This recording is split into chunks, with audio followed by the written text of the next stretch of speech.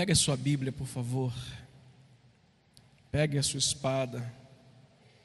Lembrei até de um corinho agora. Pega a sua espada e maneja ela. Pega a sua espada, pega a sua Bíblia, por favor.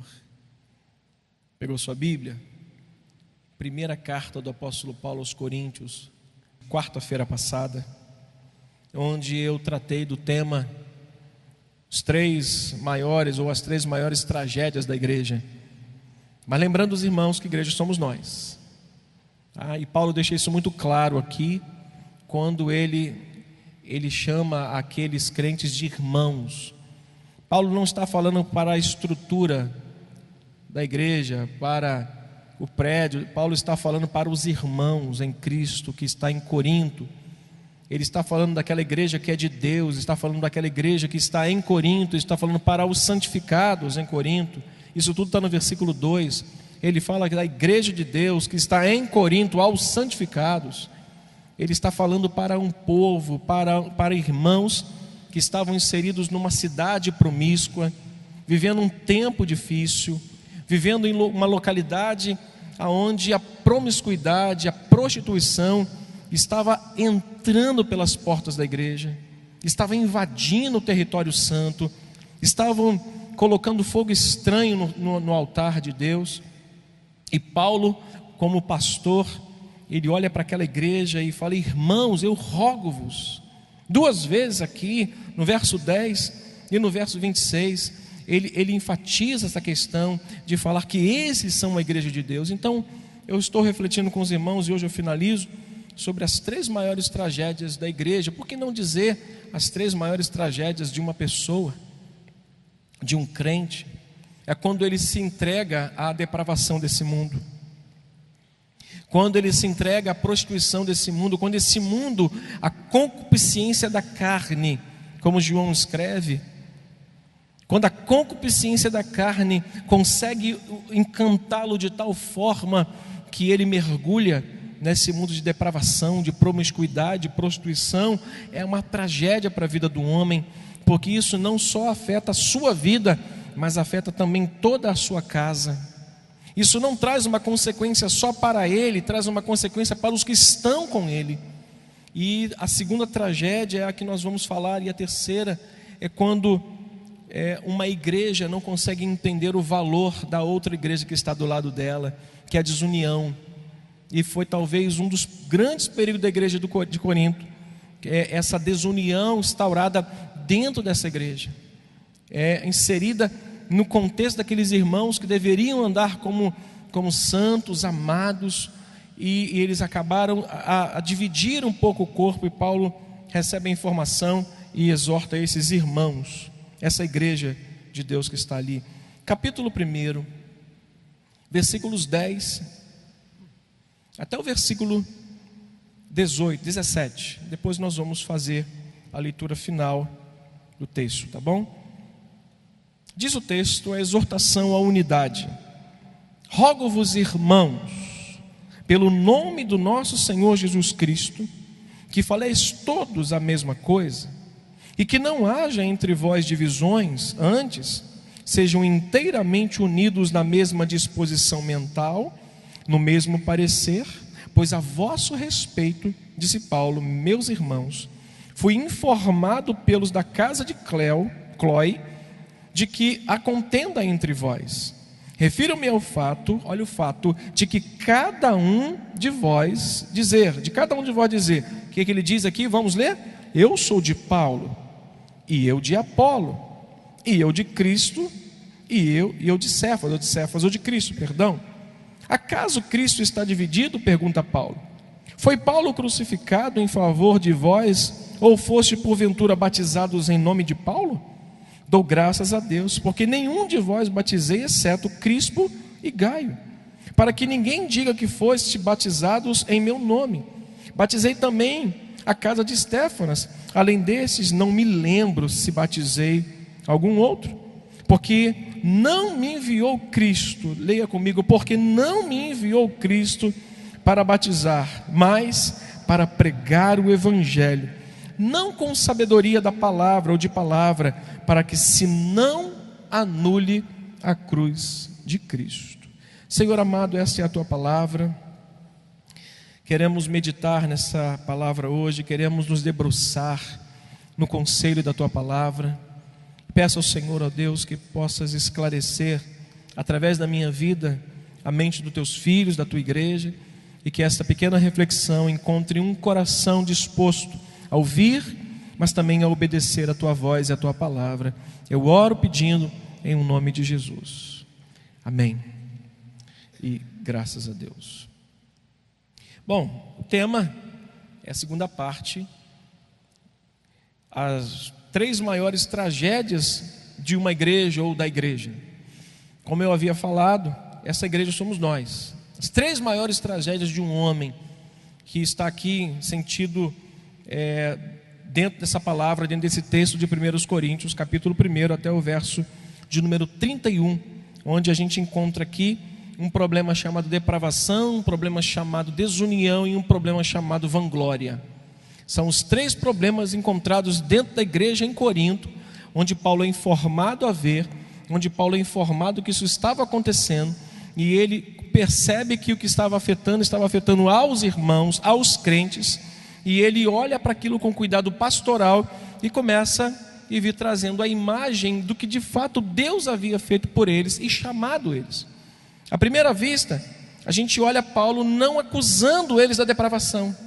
À primeira vista, nós não vemos Paulo dizendo para eles: vocês são depravados, vocês vão lá fora e trazem os pecados para aqui para dentro. Em primeiro momento, você não observa Paulo fazendo uma acusação de que eles estavam indo lá no templo de Afrodite, junto com os devassos de Corinto. Ele não está acusando que eles estavam indo no templo de Apolo em práticas homossexuais e trazendo isso para dentro da igreja. Ele não faz essa acusação. Paulo, ele ao invés de acusar esses irmãos dos seus pecados, Paulo prefere chamar a atenção deles quanto ao chamado que Deus fizera a cada um deles. Paulo considera mais importante chamar a atenção para aquilo que Deus fez por ele e chamou eles a fazer, do que aquilo que eles estavam fazendo de errado contra Deus. Então Paulo diz: olha, vocês foram chamados por Deus. Então Paulo não acusa, Paulo diz: vocês foram chamados pelo Senhor. Quer ver isso? Verso 4, a partir do verso 1 ao 3, diz Paulo: chamado pela vontade de Deus para ser apóstolo de Jesus Cristo, ao irmão Sóstenes, à igreja de Deus que está em Corinto, aos santificados. Ele não está chamando eles de devassos, ele está chamando de aos santificados que está em Corinto, aos santificados em Cristo, chamados para serem santos, com todos que em todo lugar invocam o nome do nosso Senhor Jesus Cristo, Senhor deles e nosso. Ele diz: graça a vós outros da parte de Deus, em Cristo, nosso Pai, e o nosso Senhor Jesus Cristo. Ele diz, verso 4: sempre dou graças a meu Deus a vosso respeito, a propósito da sua graça que vos foi dada em Cristo Jesus, porque em tudo fostes enriquecido nele, em toda palavra e em todo conhecimento, assim como também o testemunho de Cristo tem sido confirmado em vós, de maneira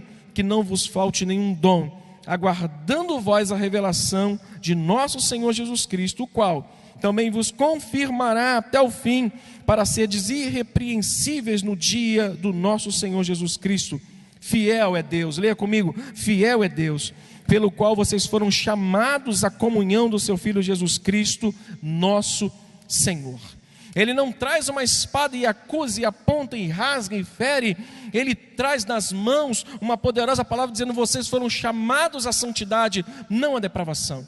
Ele prefere chamar à existência uma realidade divina na vida daquele povo, na vida daqueles irmãos, do que chegar para eles e dizerem que eles estavam errados. Ele chama a consciência do valor de um chamado de Deus na vida de um homem. Nós somos chamados à santidade, portanto o mundo já não nos pertence, as coisas desse mundo já não valem mais para nós, não há mais valor aqui dentro para nós, mas sim o chamado a andarmos com Ele e sermos santos como de fato Ele é. Mas agora, a fim também de alertar esses irmãos e chamar a atenção, Paulo começa a falar de obrigações. A primeira foi: vocês foram chamados à santidade. E a segunda obrigação era um chamado à comunhão. Por quê, pastor? Porque depois de apresentar a solução da depravação, Ele percebe que é um outro problema dentro da igreja instaurado. Ele não percebe só uma depravação, ele não percebe só uma prostituição que estava entrando pelas portas da igreja e estava mexendo com quase toda a santidade daquela congregação. Ele percebe que aquela igreja estava também dividida no modo de pensar, no modo de agir, e aquilo estava trazendo conflito. Portanto, depois de apresentar a solução para o problema da depravação, Paulo volta-se para o outro problema dentro dessa igreja, que era a divisão entre aqueles irmãos. Um forte motivo para essas divisões da igreja, ou dentro da igreja, era a influência da filosofia na mensagem bíblica. Era a influência da filosofia dentro dos sermões bíblicos que tinham que ser pregados naquela igreja. Era uma forte influência de pessoas que gostariam de falar bem, que desejavam falar dentro da sua própria sabedoria. Ou seja, eles queriam acrescentar ao evangelho a sabedoria humana. Eles queriam acrescentar aquilo que está escrito na palavra de Deus, um conhecimento filosófico, um conceito filosófico. Eles queriam apresentar uma retórica bonita, falar bonito, colocar palavras robustas, uma eloquência maior. E quanto melhor, quanto maior fosse a palavra, quanto mais bonita fosse a mensagem com conteúdo filosófico, eles ficavam encantados. Um dos motivos pelo qual essa igreja estava se dividindo era porque a mensagem de Deus estava sendo embelezada, entre aspas, pela sabedoria humana. Olha para mim, meu irmão, não há sabedoria humana que se compare à loucura da pregação do evangelho. Não há. Dar um filho, entregá-lo aos homens, deixá-lo morrer numa cruz, para que o seu sangue pudesse redimir a todos, é loucura. A sabedoria de Deus, a loucura de Deus era mais sábia do que a sabedoria da pregação, imbuída daquela lindeza de palavras dentro do evangelho. Eles estavam simplesmente querendo embelezar uma coisa que não precisa. Olha para mim, irmãos, a palavra de Deus é fiel, ela não precisa de acrescentar mais nada para que ela se torne mais fiel. Ela já é a palavra de Deus, ela é absoluta. Eles estavam querendo jogar a linguagem filosófica, uma retórica bonita. Olhe para mim, meu irmão, não ande atrás de gente que fale muito bonito, porque a palavra de Deus é uma coisa muito simples. E eles estavam assim, possivelmente isso estava trazendo divisões dentro da igreja, não só na igreja em Corinto. Quer ver Colossenses? Olha lá, olha como é que esse problema estava instaurado também dentro de outras igrejas. Colossenses capítulo 2. Colossenses 2, a partir do versículo 6 até o 9. Olha como Paulo se preocupa com essa questão de tentarem acrescentar algo à palavra de Deus. Ele diz: qualquer outro evangelho que for pregado, além do que já foi posto, seja maldito, seja anátema. Não tinha para Paulo essa ideia de querer maquiar um pouquinho a palavra de Deus, deixá-la um pouco mais bela para atrair as pessoas, colocando nela, embutindo nela palavras de filosofia, palavras bonitas, palavras bem postas. Mas olha o que Paulo alerta. Ele mostra um desejo e faz uma advertência. A partir do verso 6: ora, como recebestes Cristo Jesus, o Senhor, assim... Está lendo o texto? Capítulo 2, versículo 6 até o versículo 9. Ora, como recebestes Cristo Jesus, o Senhor, assim andai nele. Neles o quê? Radicados e edificados, e confirmados na fé, tal como fostes instruídos, crescendo como? Em ações de graças. Ele diz: cuidado que ninguém vos venha enredar com sua filosofia e vãs sutilezas, conforme o quê? A tradição dos homens. Ele está dizendo: cuidado com isso, conforme os rudimentos do mundo, e não segundo Cristo, porquanto nele habita, nele quem? Nele em Cristo habita corporalmente toda, leia comigo, toda plenitude de Deus. Louvado seja o nome do Senhor. Diga glória a Deus.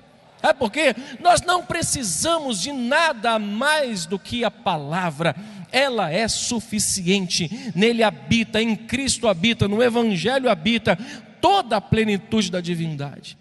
Nós não precisamos, e Paulo está aconselhando a igreja em Corinto, ele está advertindo a igreja em Colossenses, ele está tomando cuidado com aquele rebanho, quanto às vãs filosofias, quanto às mensagens que vinham embutidas nela, uma boa retórica, uma boa palavra, com vãs sutilezas, querendo fazer com que aqueles que estavam em Cristo, andassem em Cristo, pudessem olhar para um outro lado da mensagem. Há pessoas que ficam atrás de boas mensagens. Há pessoas que andam atrás de pessoas que pregam bem, que falam bem, que têm uma retórica bonita, mas olha para mim, irmãos, a palavra de Deus é suficiente. E isso estava causando divisões dentro da igreja em Corinto, e Paulo toma cuidado com isso. Isso estava causando dissensão, desunião dentro da igreja. Por quê? Porque uns falavam, e eu não gosto muito do modo com que ele fala. Outro fala bem melhor, eu quero mais ir no cu daquele irmão ali, porque aquele ali é o irmão da varada, é o irmão que só tem a vara na mão, ele só prega batendo. Aquele ali é mais amoroso. Não, aquele ali é pentecostal, aquele ali é meio tradicional, não grita muito, eu gosto mais de ouvi-lo. Isso estava trazendo uma certa divisão dentro da igreja. O outro motivo pelo qual pode ter havido essa divisão era que os coríntios, ao invés de enfatizar a mensagem que era pregada, eles estavam enfatizando o mensageiro. Sabe o que eles estavam fazendo? Um culto à personalidade. Eles estavam cultuando não mais a mensagem que estava sendo pregada pelo mensageiro, mas o mensageiro que estava trazendo a mensagem de Deus. Ao invés de olharem para o Senhor, estavam olhando para o servo do Senhor. Ao invés de darem glórias a Deus, estavam dando glórias ao servo de Deus. Culto à personalidade é pecado, irmãos. Culto a homens é idolatria, é pecado, é contra a lei de Deus. Nosso bispo tem pregado os 10 mandamentos aqui, Êxodo. Possivelmente esse problema estava trazendo divisão, e alguns estavam dizendo: eu sou de Paulo, eu sou de Pedro, eu sou de Apolo, eu sou de Cristo. Acho que esses são os piores. Acho que os que se dizem de Cristo, acho que se consideram os melhores de todos. Não, eu sou de Cristo. Na verdade ele não tem nada de Cristo. O que ele tem é uma ideia de que se ele for de Cristo, ele vai ser melhor do que todos os outros. Isso traz mais divisão na igreja do que qualquer outra ideia que você possa imaginar. Irmãos, esse motivo, talvez de ter uma pessoa mais do que a mensagem que essa pessoa traz, pode ter trazido também essa divisão dentro da igreja em Corinto. E Paulo, quando percebe, irmãos, esse problema da divisão, ele percebe que isso era tão grave, que ele inicia o verso 10. Como? Como é que ele inicia o verso 10? Implorando. Olha o verso 10. Rogo-vos. Ele implora, ele faz uma petição, ele clama, ele faz uma petição em alta voz. Rogar é pedir em alta voz, rogar é implorar, rogar é clamar. Ele diz: eu clamo, meus irmãos, eu faço uma oração por vocês, meus irmãos. Eu imploro a vocês que vocês, pelo nome daqueles a quem vocês estão dividindo, eles estavam dividindo o corpo de Cristo, e é justamente no nome daqueles a quem eles estavam dividindo que Paulo ora, que Paulo roga, que Paulo implora. Eu oro pelo nome daqueles no qual vocês estão dividindo, que vocês falem a mesma coisa. Paulo, ele olha e fala assim: meus irmãos, eu estou implorando a vocês, vocês estão dividindo o corpo de Cristo, pelo modo de vocês pensarem, por acharem que Apolo é mais do que a mensagem que ele prega, porque ele talvez pensar, porque Pedro é mais do que a mensagem que ele prega. Irmãos, Cristo é mais do que qualquer outra pessoa da face desta terra. Podemos ser o maior dos pregadores, irmãos. Teve um homem na Bíblia que não quis dar glórias a Deus, e o fim dele foi trágico. Roubar a glória de Deus é como entrar em rota de colisão entre um caminhão cheio de saco de cimento e nós com um fusquinha ou com um chevetinho velhinho. É dizer assim: eu vou encarar essa carreta, olha para mim, você vai se machucar. Não ofusca a glória de Deus. E eles estavam justamente fazendo isso, irmão. Paulo percebe que o problema da divisão era tão grave que ele inicia pedindo, clamando, rogando. Ele pede em nome do Senhor, pois para os coríntios, Paulo pregava um Cristo. Para os coríntios, Pedro pregava outro Cristo.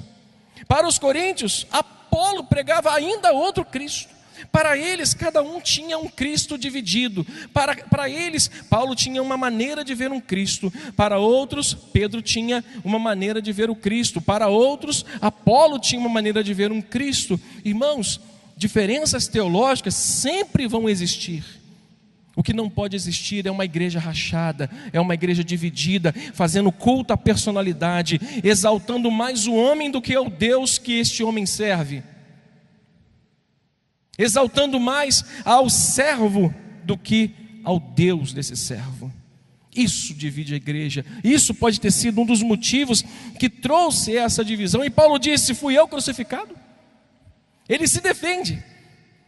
Paulo se defende da idolatria. Ele diz: fui eu crucificado? Olha o que diz o texto. Vamos lá, versículo 13, 14. Acaso Cristo está dividido? Olha o que diz. Foi Paulo crucificado. Ele está se defendendo. Ele não está defendendo só ele está defendendo Apolo e está defendendo a Pedro. Ele falou: foi eu crucificado em favor de vós outros? Porventura, fui eu que batizei vocês todos? Ele diz: eu batizei alguns. Paulo diz: eu só batizei alguns, somente alguns. Meu trabalho, ele diz, meu trabalho não é batizar. Meu trabalho não é salvar ninguém. Meu trabalho não é ser crucificado para salvar uma humanidade. Meu trabalho é, diz versículo 17, pregar o Evangelho. Ele diz: não me idolatrem. Ele diz: não façam culto à minha personalidade, porque isso é pecado, isso, não só para vocês, mas um perigo para mim. Eu disse há uns anos atrás, um tempo atrás aqui, que um pastor, ele tinha orado por uma senhora. E essa senhora fora curada de um câncer em estado terminal. E essa senhora se viu querendo falar com esse pastor, mas não conseguia encontrá-lo. Ele viajou para outro estado. E depois de quase 12, 13 anos, ele volta ao estado. E essa senhora encontra-se com ele e diz: pastor, eu tenho comprovado a minha cura de um câncer em estado terminal. Ele disse: eu lembro da irmã, eu estive lá orando. Pois bem, eu quero lhe dizer uma coisa. Foi a sua oração, foi o poder de Deus manifesto na sua vida, pelo dom de cura que Deus lhe deu, que o Senhor orou por mim, declarou na minha vida, e eu fui curada naquela noite. Louvado seja Deus, que eu não soube disso na época que a irmã fora curada, porque se eu soubesse eu ficava vaidoso. Que bom, minha irmã, que a irmã está curada, e Deus recebeu toda a honra e glória que lhes são devidas. Nós somos tendenciosamente, irmãos, pessoas que queremos muito que os holofotes estejam voltados a nós. Na semana passada eu disse que um peixe que eu peguei de 42 centímetros fora tirado numa distância de 10 metros, parecia ter 1,20 m. Domenico De Masi, um sociólogo cristão, um sociólogo italiano, ele escreveu num livro, eu li uma parte desse livro na internet, sobre o ócio vicioso, sobre o trabalho que vicia, sobre o trabalho que escraviza o homem. Ele disse que o homem, ele procura comprar coisas que não precisa com dinheiro que eles não têm, para mostrar uma coisa que ele não é.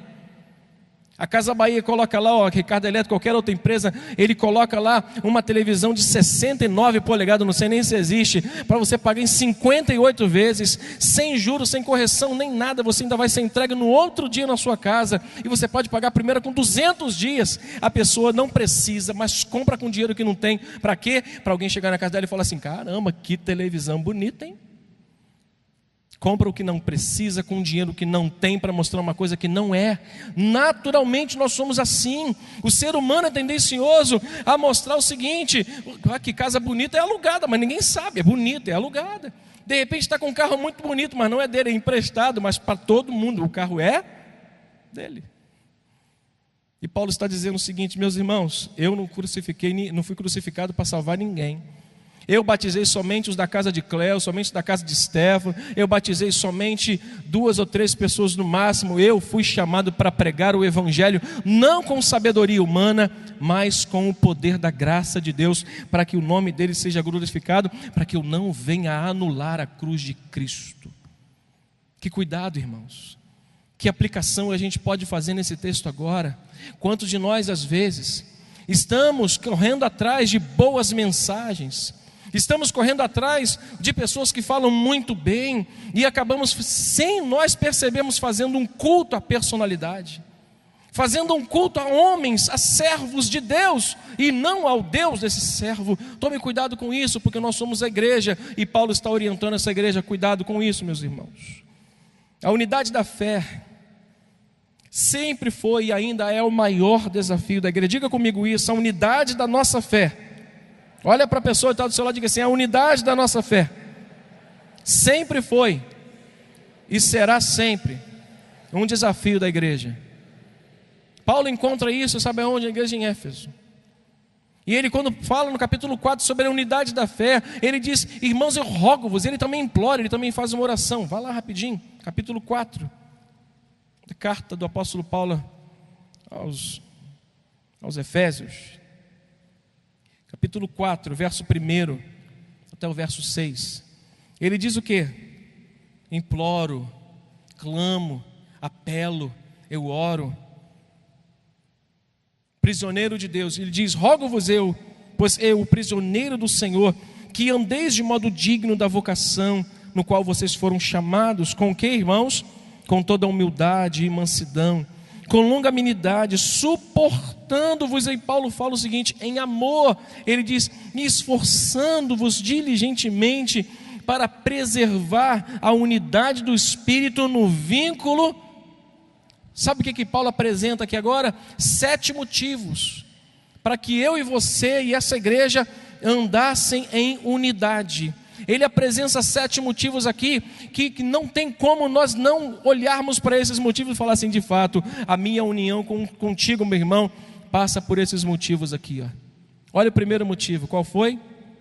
Somos um só. Lê o texto, versículo 7, versículo 4. Há somente um. Ele diz: o primeiro motivo é esse: não existe 2 corpos, não existe Cristo dividido. A pergunta de Paulo àquela igreja em Corinto: está Cristo dividido? É porque eles estavam pensando que Paulo pregava um Cristo, Apolo pregava outro Cristo e Cefas pregava outro Cristo. Cristo está dividido? Olha para mim, de modo nenhum. Nós temos um só. Segundo motivo, ele apresenta aqui: nós temos também um só, como também nós somos chamados a uma só.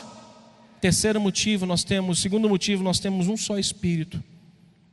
O que nos une é porque nós estamos num corpo cujo cabeça é Cristo, que nós temos um Espírito que nos guia, que nos orienta, e temos uma só esperança da vocação. Verso 5, nós temos o quarto motivo: nós temos um só. Quarto motivo, um só Senhor. Quinto motivo, uma só fé. Paulo pregava outro Cristo, Apolo pregava outro Cristo. Se nós somos um só corpo, temos um só Espírito, temos uma só esperança, temos um só Senhor, temos uma só fé, ele diz: nós temos também um só batismo, não existe outro batismo. Eu passei por uma experiência ontem, cheguei a comentar com o bispo, não vou entrar em detalhes, lógico, mas achei muito engraçado o que aconteceu. Eu fui a um local, um determinado local, e chegando naquele local, havia ali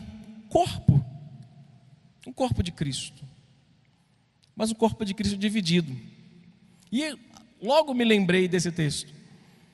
E quando eu me apresentei no lugar, fui cumprimentar as pessoas, eu logo percebi que eu não fazia parte daquele corpo que eles pertenciam.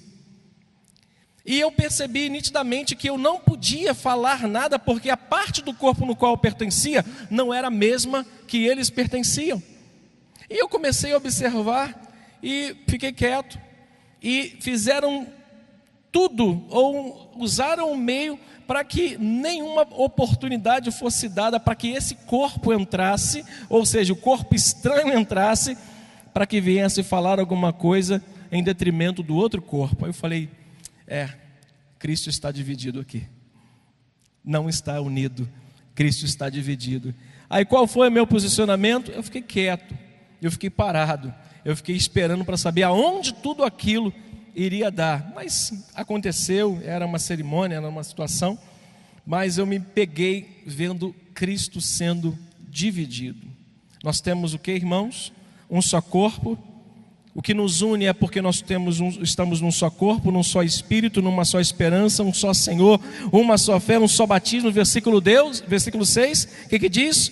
Um só Deus e Pai de todos, o qual é sobre todos, age por meio de todos e está para resolver o problema da unidade na fé. Em Éfeso, Paulo diz: meus irmãos, com humildade, com longanimidade, com mansidão, com domínio próprio, se esforçando, sabendo que vocês têm um só corpo, estão num só corpo, um só espírito, uma só esperança, uma só fé, um só Senhor, um só batismo e um só Deus.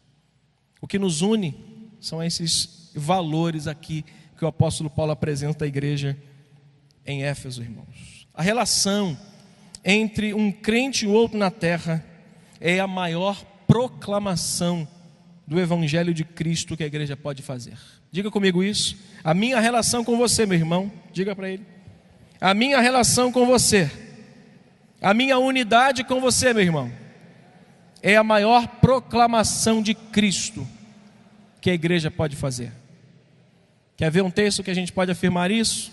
Atos capítulo 2, verso 46 e 47. Atos 2, capítulo 46, capítulo 2, verso 46 e 47. Você, por favor, leia comigo em alto e bom som, som pentecostal. Diariamente, vamos juntos? Diariamente perseveravam unânimes. Preste atenção, aonde? No templo, correto? Mas era só aqui no templo? Não. Vamos ler o texto. Diariamente perseveravam unânimes no templo, partindo pão de casa em casa e tomando as suas refeições com alegria e singeleza de coração. Verso 47, louvando a Deus e contando com toda a simpatia do povo, e enquanto isso a mensagem era proclamada, e o Senhor que era proclamado acrescentava-lhes dia a dia os que iam sendo salvos. Louvado seja o nome do Senhor. A minha relação com você, a minha unidade no Espírito, a minha unidade na fé, no batismo, no amor em Deus, irmãos, é a maior proclamação de Cristo que a igreja pode fazer. Uma igreja dividida não proclama Cristo. Uma igreja separada, ela é irrelevante nesse tempo. Ela não é de fato aquilo que Deus gostaria que ela fosse, alguém que pudesse glorificar o seu nome. Olha para mim, irmãos, igreja dividida enfraquece o reino dos céus. Isso que Paulo está preocupado com essa igreja. Mas a fim de alertar esses irmãos quanto ao perigo, tinha outro aqui que era eminente.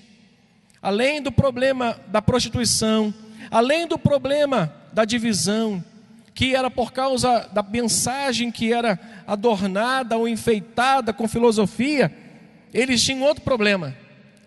A pregação cheia de sabedoria, cheia de contexto, trazia algo no coração deles, vanglória. Olha aqui que diz o versículo, volte lá aos Coríntios, versículo 26. Novamente Paulo começa com o termo irmãos. Diz o texto, versículo 26. Irmãos, reparai, pois, na vossa vocação, visto que não foram muitos chamados sábios segundo a carne, nem muitos poderosos, nem muitos de nobre nascimento. Pelo contrário, leia comigo, pelo contrário, Deus escolheu as coisas loucas do mundo para envergonhar as sábias, e escolheu as coisas fracas do mundo para envergonhar as fortes. 28.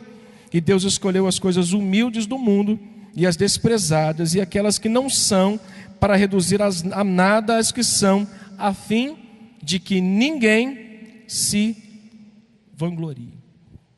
Quer ver uma coisa muito interessante nessa igreja em Corinto? Eles tinham uma tendência muito grande em vangloriar-se. Capítulo 4, verso 6, olha o que diz Paulo numa repreensão para eles. Eles tinham uma queda muito por essa questão da vanglória, de ensoberbecer-se, Aí olha o que Paulo faz uma repreensão bem severa.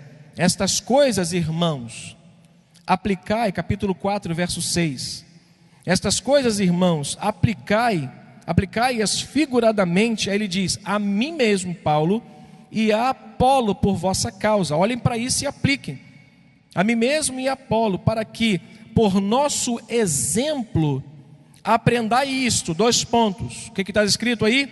Não ultrapasseis o que está escrito, a fim de que ninguém se ensoberbeça a favor de um em detrimento de outro. Pois quem é que te faz sobressair? Ou que tens tu que não tenhas recebido? E se recebeste, por que te vanglorias como se não estiveras recebido? Paulo está dando uma severa repreensão a esses irmãos quanto ao fato de tudo que eles tinham ou faziam, eles se vangloriavam. E Paulo repreende esses irmãos, repreende esta igreja, que eles tinham que tomar um certo cuidado, a exemplo do que ele e Apolo faziam. Ele: use-me como exemplo e Apolo, para que vocês possam olhar para nós e ver que o que está escrito, não ultrapassem isso, para que em detrimento de outro, alguém se ensoberbeça, alguém se vanglorie, alguém possa querer ser maior ou mais proeminente do que o seu irmão. Na igreja, nós sempre teremos pessoas que não gostam de ser incomodadas pelo bom talento de alguém que chega. Lá no colégio de discípulos de Jesus, tinha alguém que disse para Jesus, teve alguém que disse para Jesus: quem é o maior? Lembra desse? Quem é o maior, Senhor? Quem dentre nós aqui vai ser o cabeça? Quem é que vai ser o presidente do grupo dos 12? Aí Jesus disse: quem se apresentar como esta criança, esse será o maior no reino do meu Pai. Jesus pega uma criança, traz para o meio dele e diz: quem se transformar ou quem for como esta criança, já é o maior no reino do meu Pai.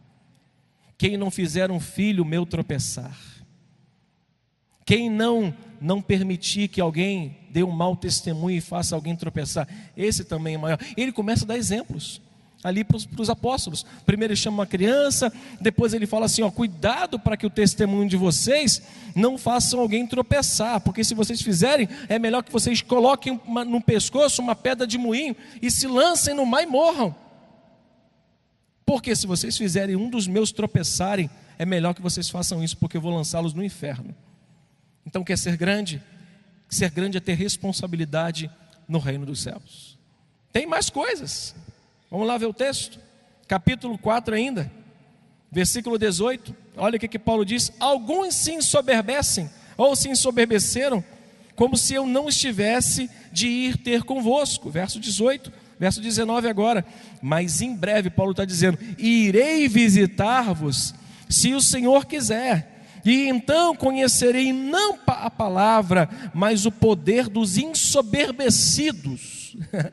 Paulo está dizendo: eu sei que vocês estão aí, eu vou chegar aí. Aí olha o que ele completa: porque o reino de Deus não consiste em palavra, mas em poder. Que preferis?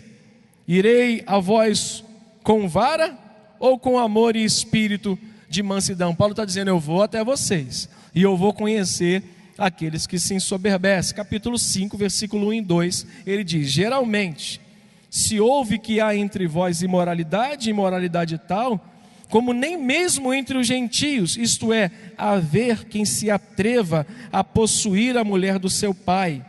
Contudo, ele diz: andai vós como? Isso era uma tendência daquela igreja, a vanglória, a soberba. Andais vós ensoberbecido, e não chegaste a lamentar, para que não fosse tirado do vosso meio quem tamanho ultraje praticou. Verso 3, eu na verdade, ainda que ausente em pessoa, mas presente em espírito, já sentenciei, como se estivesse presente, que o autor de tal infâmia, em nome de Jesus, seja entregue nas mãos de Satanás para a destruição. Olha para mim rapidinho. O que Paulo está fazendo a partir desse momento? É cuidando do coração daquelas pessoas. Lembra que a gente fez agora? Cuidou do coração? Sabe de onde procedem as saídas da vida? Olha para mim, do coração. Sabe aonde nasce a queda do homem? Aqui, ó. Provérbio 16, a partir do versículo 18, fala: da soberba procede a ruína, e a queda da altivez de espírito. Um homem soberbo, ele está precedendo a sua queda. Um homem altivo, que se ensoberbece, ele está precedendo a sua queda. Ele está vendo que um momento ou outro da sua vida, ele vai cair. Mas aonde nasce isso, irmãos? Olha para mim, nasce aonde a gente menos imagina.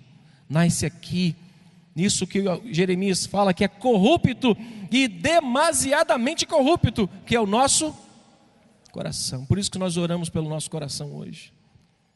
Nós oramos pelo nosso coração porque nós somos tendenciosos a pensar que a gente é alguma coisa. Quando o nosso time ganha, a gente meu time ganhou, tu não fez um gol, mas o teu time ganhou, você está pensando que é alguma coisa.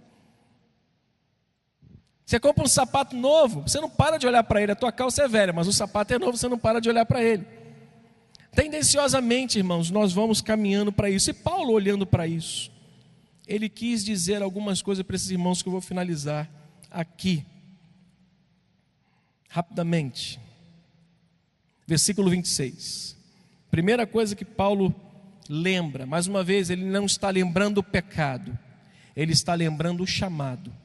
Chamado à santidade, chamado à comunhão e um chamado a dar glórias a Deus. Ele não está chamando a atenção, ele está chamando a responsabilidade.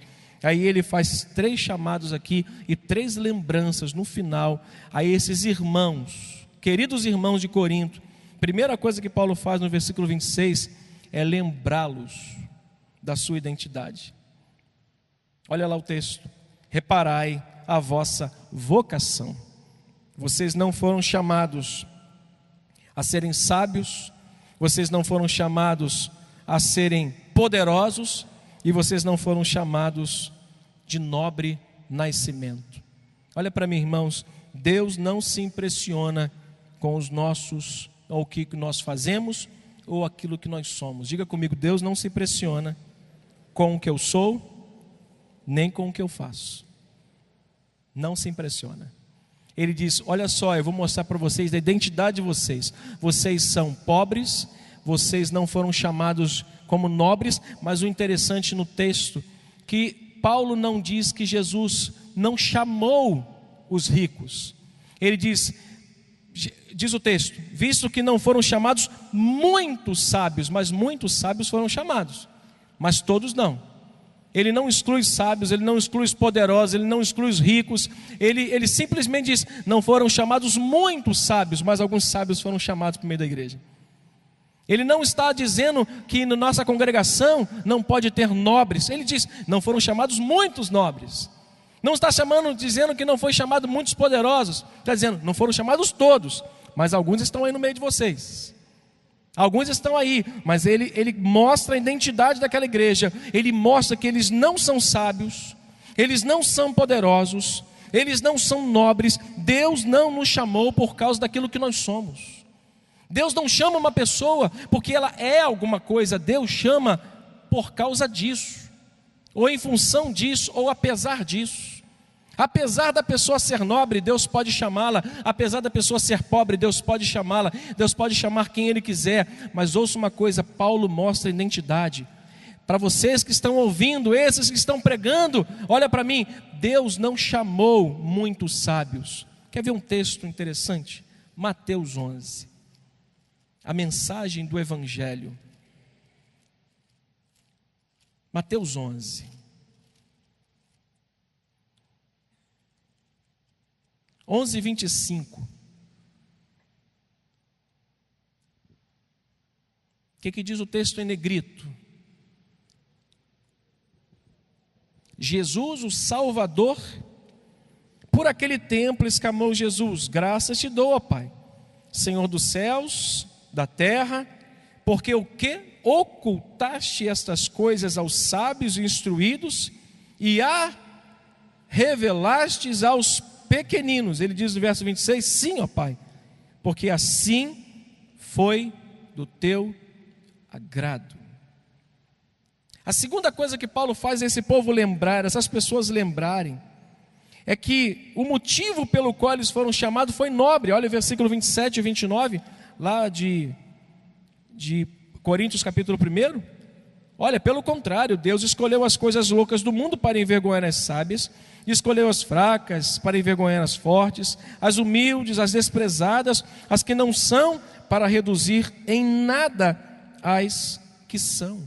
Paulo está dizendo o seguinte: olha, eu vou mostrar para vocês a identidade de vocês. Vocês não são sábios, vocês não são poderosos, vocês são pessoas que Deus escolheu para serem santos, para andarem unidos e para glorificarem o nome do Senhor, não para chamarem a glória para vocês mesmos. Por quê? Porque Deus escolhe as coisas simples para glorificar o seu nome, para mostrar para o mundo de fato o que eles são, mas para mostrar uma graça maravilhosa que Deus tem.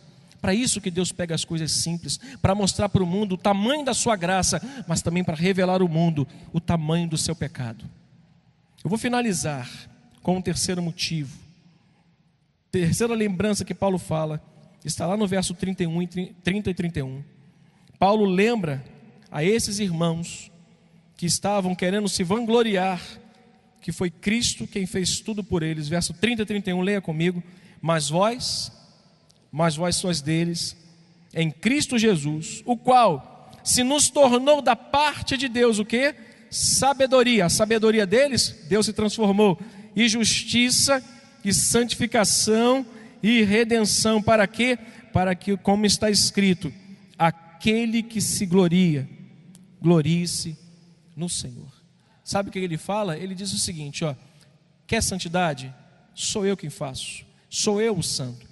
Quer redenção, quer sabedoria, tudo vem de mim. Ele lembra a esses irmãos de Corinto não só a identidade deles, não só o motivo no qual eles foram chamados, mas também mostra para eles quem tudo fez por eles.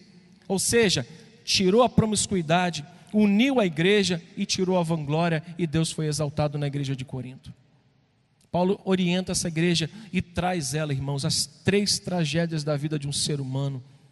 É quando ele abraça-se com esse mundo pernicioso. É quando ele entra na igreja e ele quer viver como ilha. Ele se isola, ele se divide, ele auto-idolatra alguém. Ele pega um culto de personalidade e fala: aquele ali é o meu pastorzinho, aquele ali é o meu amorzinho. Irmãos, o nosso pastor, sumo pastor, é Jesus Cristo. Nós somos servos dele e estamos aqui como mensageiros dele. E tudo é para a glória do nome do Senhor. O último texto, se vocês não se importarem, é o capítulo 2 de Corinto, versículo 1 ao 5, vai dizer assim: eu, irmãos, mais uma vez, quando fui ter convosco, anunciando-vos testemunho de Deus, não o fiz com ostentação de linguagem ou de sabedoria, porque decidi, que humildade, mas porque decidi nada saber entre vós, senão Jesus Cristo e este.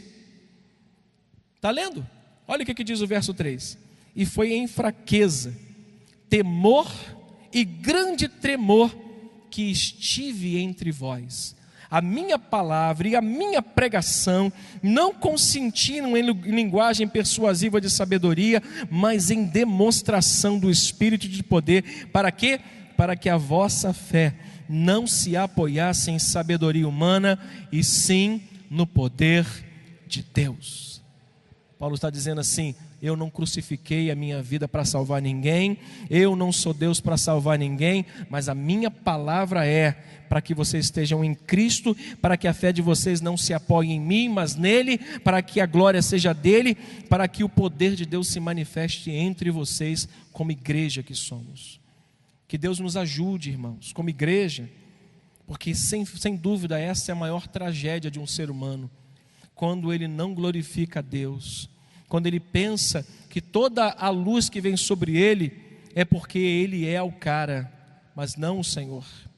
Como eu disse há um tempo atrás, esse púlpito que a gente sobe, principalmente eu, me coloco na qualidade, Otávio, esse púlpito pode trazer uma glória muito grande para o homem, mas pode também levá-lo a trevas assim, no estalar de dedos.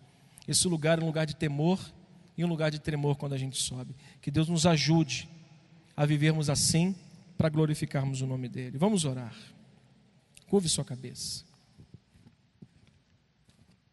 Nosso Deus e Pai, nesses últimos momentos nós queremos apresentar ao Senhor a nossa vida e pedir ao Senhor, ó Pai, no nome do Teu Filho Jesus, como disse o apóstolo Paulo, em o nome de Jesus Cristo nosso Senhor, que guarde os nossos corações, Pai, que preserves a nossa vida e que nos encaminhe, ó Deus, por um caminho de luz, um caminho que nós possamos enxergar de fato quem é que nos chamou, quem é que foi que nos resgatou e quem de fato reina sobre a nossa vida. Abençoa-nos e guarda essa palavra ao nosso coração, em o nome do Senhor.